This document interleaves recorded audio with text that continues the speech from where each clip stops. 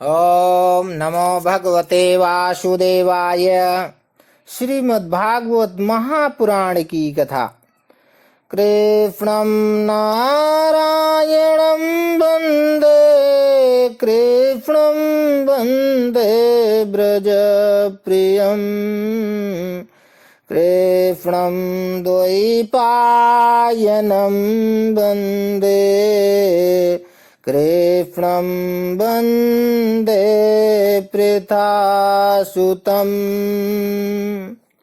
अथ तृतीय स्कंध नवमो अध्यायः। ब्रह्मा जी द्वारा भगवान की स्तुति करना। बोलो वृंदावन बिहारी लाल की जय।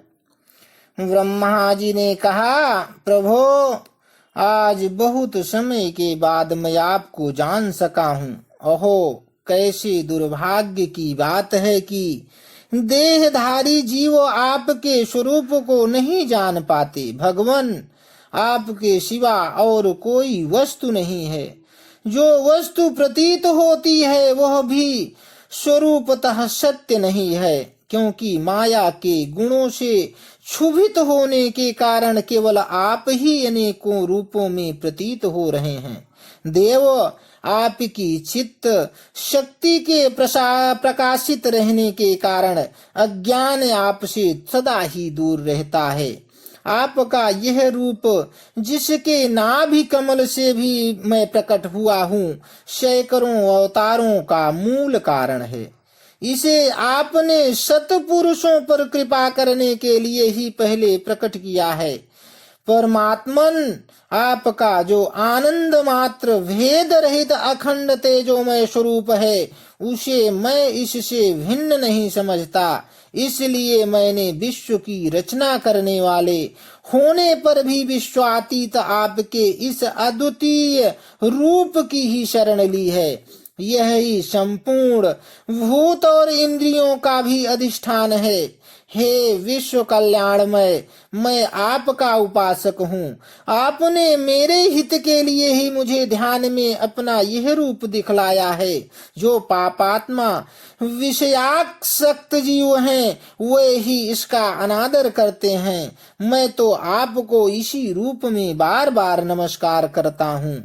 मेरे स्वामी, जो लोग वेद रूप वायु से लाई हुई आपके चरण रूप कमल कोश की गंध को अपने कर्णपुटों से ग्रहण करते हैं, उन अपने भक्त जनों के हृदय कमल से आप कभी दूर नहीं होते, क्योंकि वे पराभक्ति रूप डोरी से आपके पद्मों को बांध लेते हैं। जब तक पुरुष आपके अभयप्रद चरणारविंदों का आश्रय नहीं लेता, तभी तक उसे धन, घर और बंधुजनों के कारण प्राप्त होने वाले भय, शोक, लालसा और दीनता और अत्यंत लोभ आदि सताते हैं, और तभी तक उसे मैं मेरे पन का दुराग्रह रहता है, जो दुख का एकमात्र कारण है। जो लोग सब प्रकार के अमंगलों को नष्ट करने वाले आपके श्रवण कीर्तन आदि प्रसंगों से इंद्रियों को हटाकर लेश मात्र विषय सुख के लिए दीन और मन ही मन लालायित होकर निरंतर दुष्कर्मों में लगे रहते हैं, उन बेचारों की बुद्धि दैव ने हर ली है। अच्युत उरुक्रम, इस प्रजा को भूख प्यास, वात पित्त, कफ, सर्दी, गर्मी, हवा और वर्षा से परस्पर एक दूसरे से तथा कामाग्नि और दुहुसाह क्रोध से बार बार कष्ट उठाते देखकर मेरा मन बड़ा खिन्न होता है। स्वामिन, जब तक मनुष्य इंद्रिय और विषय रूपी माया के प्रभाव से आपसे अपने को भिन्न देखता है, तब तक उसके लिए इस संसार चक्र की निवृत्ति नहीं होती। यद्यपि यह मिथ्या है, तथापि कर्म फल भोग का क्षेत्र होने के कारण उसे नाना प्रकार के दुखों में डालता रहता है। देव, औरों की तो बात ही क्या, जो साक्षात मुनि हैं वे भी यदि आपके कथा प्रसंग से विमुख रहते हैं तो उन्हें संसार में फंसना पड़ता है। वे दिन में अनेक प्रकार के व्यापारों के कारण विक्षिप्त चित्त रहते हैं, रात्रि में निद्रा में अचेत पड़े रहते हैं। उस समय भी तरह तरह के मनोरथों के कारण क्षण क्षण में उनकी नींद टूटती रहती है तथा दैववश उनकी अर्थ सिद्धि के सब उद्योग भी विफल होते रहते हैं। नाथ, आपका मार्ग केवल गुण श्रवण से ही जाना जाता है। आप निश्चय ही मनुष्यों के भक्ति योग के द्वारा परिशुद्ध हुए हृदय कमल में निवास करते हैं। पूर्ण श्लोक प्रभो, आपके भक्तजन जिस जिस भावना से आपका चिंतन करते हैं उन साधु पुरुषों पर अनुग्रह करने के लिए आप वही वही रूप धारण कर लेते हैं। भगवान, आप एक हैं तथा संपूर्ण प्राणियों के अंतःकरणों में स्थित उनके परम हितकारी अंतरात्मा हैं। इसलिए यदि देवता लोग भी हृदय से तरह तरह की कामनाएं रखकर भांति भांति की विपुल सामग्रियों से आपका पूजन करते हैं तो उससे आप उतने प्रसन्न नहीं होते जितने सब प्राणियों पर दया करने से प्रसन्न होते हैं। किंतु वह सर्वभूत दया असत पुरुषों को अत्यंत दुर्लभ है। जो कर्म आपको अर्पण कर दिया जाता है उसका कभी नाश नहीं होता, वह अक्षय हो जाता है। अतः नाना प्रकार के कर्म, यज्ञ, दान, कठिन तपस्या और व्रतादि के द्वारा आपकी प्रसन्नता प्राप्त करना ही मनुष्य का सबसे बड़ा कर्म फल है। क्योंकि आपकी प्रसन्नता होने पर ऐसा कौन फल है जो सुलभ नहीं हो जाता। आप सर्वदा अपने स्वरूप के प्रकाश से ही प्राणियों के भेद भ्रम रूप अंधकार का नाश करते हैं तथा ज्ञान के अधिष्ठान साक्षात परम पुरुष हैं। मैं आपको नमस्कार करता हूँ। संसार की उत्पत्ति, स्थिति और संहार के निमित्त से जो माया की लीला होती है वह आपका ही खेल है। अतः आप परमेश्वर को मैं बार बार नमस्कार करता हूँ। जो लोग प्राण त्याग करते समय आपके अवतार, गुण और कर्मों को सूचित करने वाले देवकी नंदन, जनार्दन, कंस निकंदन आदि नामों का विवश होकर भी उच्चारण करते हैं, वे अनेकों जन्मों के पापों से तत्काल छूटकर मायादि आवरणों से रहित ब्रह्म पद प्राप्त करते हैं। आप नित्य अजन्मा हैं, मैं आपकी शरण लेता हूँ। भगवान, इस विश्व वृक्ष के रूप में आप ही विराजमान हैं। आप ही अपनी मूल प्रकृति को स्वीकार करके जगत की उत्पत्ति, स्थिति और प्रलय के लिए मेरे अपने और महादेव जी के रूप में 3 प्रधान शाखाओं में विभक्त हुए हैं और फिर प्रजापति एवं मनु आदि शाखा प्रशाखाओं के रूप में फैलकर बहुत विस्तृत हो गए हैं। मैं आपको नमस्कार करता हूँ। भगवान, आपने अपनी आराधना को ही लोकों के लिए कल्याणकारी स्वधर्म बताया है, किंतु वे इस ओर से उदासीन रहकर सर्वदा विपरीत निषिद्ध कर्मों में लगे रहते हैं। ऐसी प्रमाद की अवस्था में पड़े हुए इन जीवों की जीवन आशा को जो सदा सावधान रहकर बड़ी शीघ्रता से काटता रहता है, वह बलवान काल भी आपका ही रूप है। मैं उसे नमस्कार करता हूँ। यद्यपि मैं सत्यलोक का अधिष्ठाता हूँ, जो 2 परार्ध पर्यंत रहने वाला और समस्त लोकों का वंदनीय है, तो भी आपके उस काल रूप से डरता रहता हूँ। उससे बचने और आपको प्राप्त करने के लिए ही मैंने बहुत समय तक तपस्या की है। आप ही अधियज्ञ रूप से मेरी इस तपस्या के साक्षी हैं। मैं आपको नमस्कार करता हूँ। आप पूर्ण काम हैं, आपको किसी विषय सुख की इच्छा नहीं है, तो भी आपने अपनी बनाई हुई धर्म मर्यादा की रक्षा के लिए पशु पक्षी मनुष्य और देवता आदि जीव योनियों में अपनी ही इच्छा से शरीर धारण कर अनेकों लीलाएं की हैं। ऐसे आप पुरुषोत्तम भगवान को मेरा नमस्कार है। प्रभो, आप अविद्या, अस्मिता, राग, द्वेष और अभिनिवेश पांचों में से किसी के भी अधीन नहीं हैं। तथापि इस समय जो सारे संसार को अपने उदर में लीन कर भयंकर तरंगमालाओं से विशुद्ध प्रलयकालीन जल में अनंत विग्रह की कोमल शैया पर शयन कर रहे हैं, वह पूर्व कल्प की कर्म परंपरा से श्रमित हुए जीवों को विश्राम देने के लिए ही है। आपके नाभि कमल रूप भवन से मेरा जन्म हुआ है।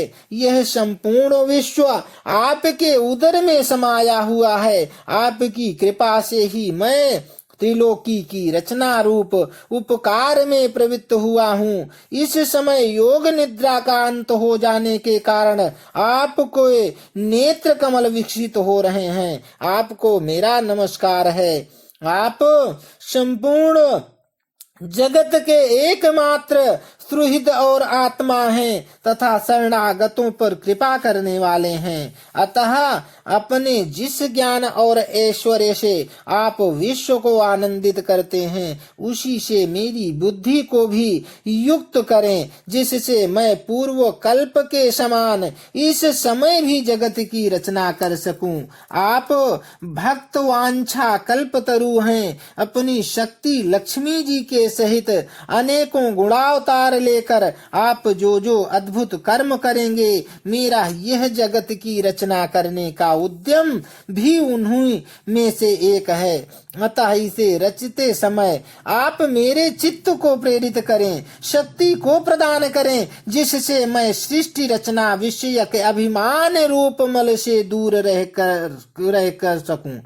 प्रभो, इस प्रलयकालीन जल में शयन करते हुए आप अनंत शक्ति परम पुरुष के नाभि कमल से मेरा प्रादुर्भाव हुआ है और मैं हूँ भी आपकी ही विज्ञान शक्ति। अतः इस जगत के विचित्र रूप का विस्तार करते समय आपकी कृपा से मेरी वेद रूप वाणी का उच्चारण लुप्त न हो। आप अपार करुणामय पुराण पुरुष हैं। आप परम प्रेममयी मुस्कान के सहित अपने नेत्र कमल खोलिए और शेष शैया से उठकर विश्व के उद्धव के लिए अपनी सुमधुर वाणी से मेरा विषाद दूर कीजिए।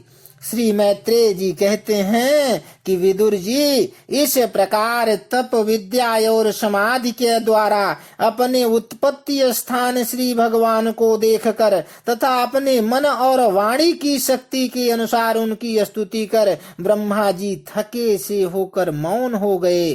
श्री मधुसूदन भगवान ने देखा कि ब्रह्मा जी इस प्रलय जल राशि से बहुत घबराए हुए हैं तथा लोक रचना में विषय में कोई निश्चित विचार न होने के कारण उनका चित्त बहुत खिन्न है। तब उनके अभिप्राय को जानकर वे अपनी गंभीर वाणी से उनका खेद शांत करते हुए कहने लगे। श्री भगवान ने कहा, वेद गर्भ, तुम निषाद के वशीभूत हो। आलस्य ना करो, सृष्टि रचना के उद्यम में तत्पर हो जाओ। तुम मुझसे जो कुछ चाहते हो उसे तो मैं पहले ही कर चुका हूँ। तुम एक बार फिर तप करो और भागवत ज्ञान का अनुष्ठान करो। उनके द्वारा तुम सब लोगों को स्पष्टतया अपने अंतःकरण में देखोगे। फिर भक्ति युक्त और समाहित चित्र होकर तुम संपूर्ण लोक और अपने में मुझको व्याप्त देखोगे तथा मुझ में संपूर्ण लोक और अपने आप को देखोगे। जिस समय जीव काष्ठ में व्याप्त अग्नि के समान समस्त भूतों में मुझे ही स्थित देखता है, उसी समय वह अपने अज्ञान रूप मल से मुक्त हो जाता है।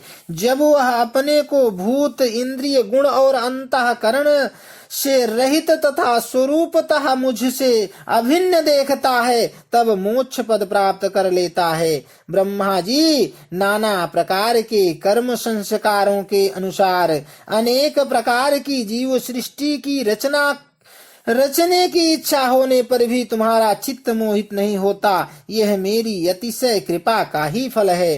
तुम सबसे पहले मंत्र दृष्टा हो। प्रजा उत्पन्न करते समय भी तुम्हारा मन मुझ में ही लगा रहता है।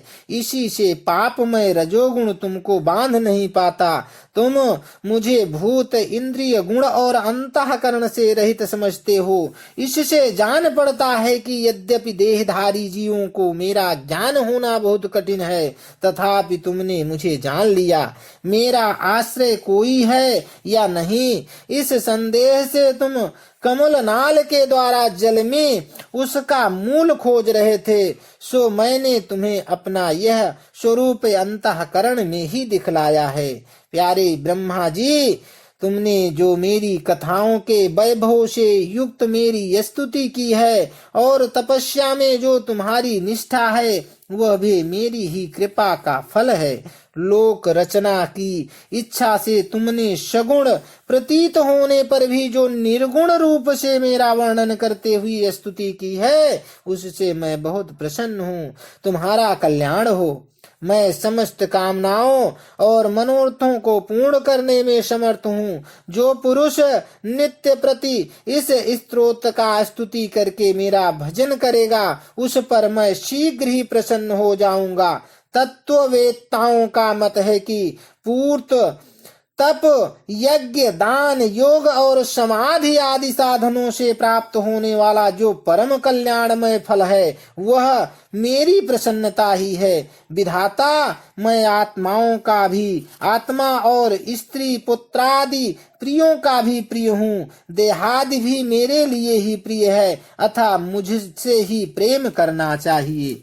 ब्रह्मा जी, त्रिलोकी को तथा जो प्रजा इस समय मुझ में लीन है, उसे तुम पूर्व कल के समान मुझसे उत्पन्न हुए अपने सर्ववेदमय स्वरूप से स्वयं ही रचो। श्री मैत्रेय जी कहते हैं, प्रकृति और पुरुष के स्वामी कमलनाथ भगवान सृष्टिकर्ता ब्रह्मा जी को इस प्रकार जगत की अभिव्यक्ति करवाकर अपने उस नारायण रूप से अदृश्य हो गए। इति श्रीमद्भागवते महापुराणे पारमहंस्यां संहितायां तृतीय स्कंधे 9वां अध्यायः समाप्तः। बोलो वृंदावन विहारी लाल की जय। बोलो विष्णु भगवान की जय।